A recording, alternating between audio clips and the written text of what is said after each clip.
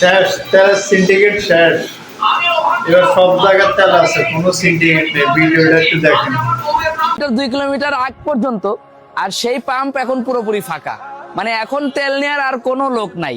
তো দেখেন, আমি একটা কথা বলি, মানে আমি এখন তেল নিতে আসলাম, এসে এই দৃশ্যটা যখন দেখলাম, তখন একটা জিনিস বুকের মধ্যে নাড়া দিয়ে উঠলো। সেটা হচ্ছে যে আমরা তো মানুষ নাকি ভাই?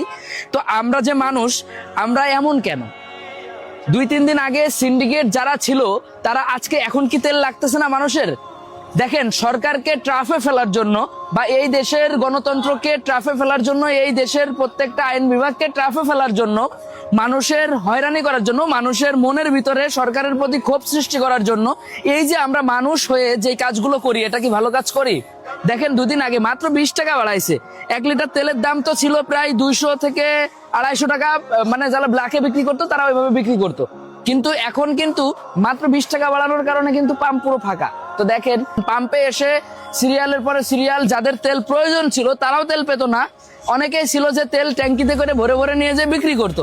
আবার অনেকেই ছিল যে মানে তেল আছে ট্যাঙ্কিতে, তারপরেও এসে লাইনে বসে থাকতো। মানে তেল নিয়ে যে একটা হাইপ তৈরি হয়েছিল বাংলাদেশে, এটা আসলে আমাদের বাংলাদেশের প্রেক্ষাপটে আসলে খুবই হতাশাজনক এবং এটা খুবই লজ্জাজনক যে আমরা মানুষ, আমরা আসলে কোনো কিছু যখন শুনি যে পাওয়া যাবে না, তখন সেটার উপরে এমন ভাবে লেগে উঠি। যেমন কিছুদিন একবার কিন্তু লবণ পাওয়া যাবে না এমন একটা হুঙ্কার উঠেছিল। পরে লবণ কিনতে মানুষ বস্তা বস্তা লবণ কিনতে কিন্তু সবাই দোকানে চলে যায়।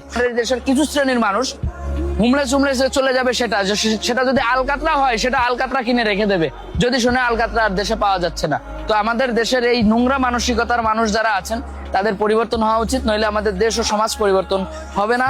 আর আশা করি আমাদের দেশের যেই মানুষ, সেই মানুষ সবসময়ের জন্য এই দেশটাকে সুন্দরভাবে পরিচালনার জন্য দেশের পক্ষে কাজ করবেন, সমাজের পক্ষে কাজ করবেন।